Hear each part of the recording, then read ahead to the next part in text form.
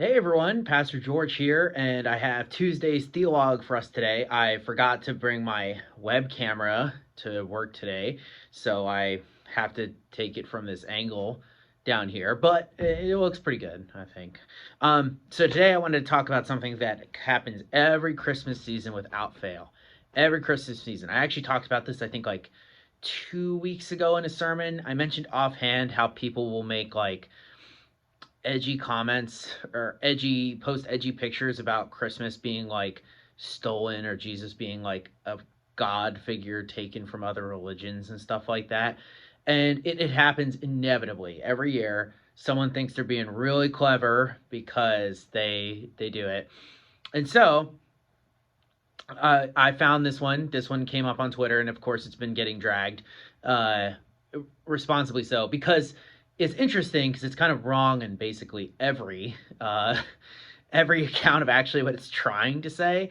And I'm not going to go through each of these by itself. I'm going to put it up here on screen, so you can see it. It's obviously, it talks about how it makes the claim that Jesus is not the reason for the season, and then it gives how the all these other things really come from all these other traditions or whatever. Um, so, firstly, a lot of these are kind of made up, or the truth has been stretched quite a bit. The most obvious one is gifts. For gifts, it says Babylonian tradition. I don't think the Babylonians were the first and only people ever to give gifts. So it's stuff like that, right? It's very sloppy in that way. The Yule log is symbolic of Mithras, god of the sun. The Yule log, Yule, is a Swedish and Norwegian and Danish and Scandinavian word. If you want to talk about where it comes from Scandinavian tradition. So even when they're kind of right, they don't even get it right. um, so it's just so funny. But here's the thing. So two things, right? So let's say that these things are correct, right? There's two ways for Christians to respond to this. So the first thing is to obviously point out how a lot of these have a much more complicated history, or even have Christian meaning behind them, independent of all these other things that people are talking about here. And two is to respond this way, which is one of my favorite ways, which is a guy on Twitter. He actually did this for Easter, because people do the same thing with Easter.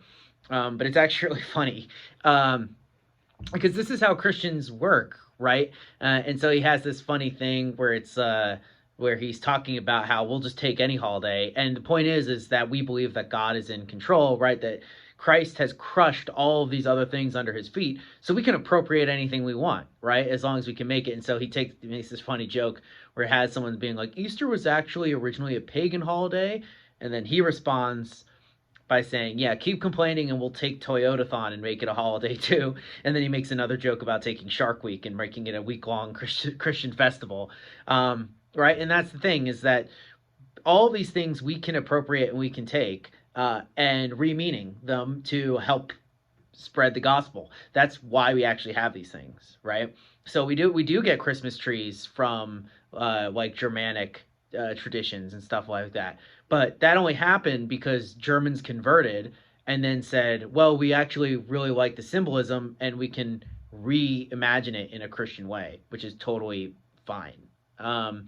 We do that with all sorts of things. People do that with Christian things, right? Like, in general, Christmas is one of the best examples of that, where people will remove all of the religious meaning from it, right? All the Christian religious imagery, and then just be like, oh, this is about, celebrating family and stuff like that. And it's like, that's not what it's about originally, right? But that's something you're able to do. And so it's always so funny to me when people do this. Now, a lot of the times, like that original image I showed you, they're completely overblown and totally nonsensical. But sometimes sometimes they have a little kernel of truth to them. But that's the reason is because Christians view Christ as having conquered all these other things, right? All these false gods have been defeated. Why can't we take their stuff, right?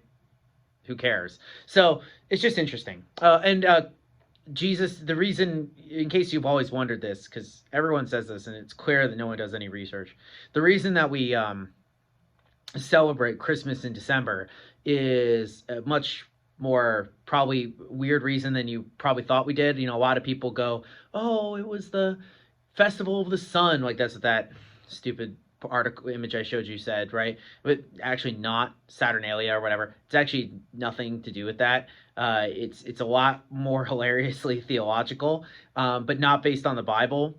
So they timed it around the time that Jesus died.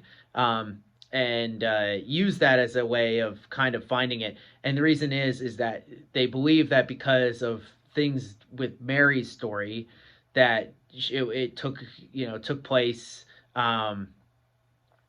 sometime around like the third, like in March or something like that, because there's references in the story, and Jesus is perfect, right? He's a perfect person, so he had a perfect 9 months of gestation before being born. That's why it's celebrated in December.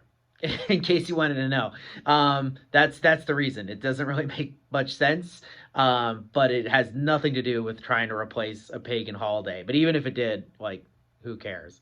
All right, you guys have a wonderful rest of your Tuesday. I'll see you tomorrow for a Wednesday Bible study wrap up. Have a lovely day. Peace out.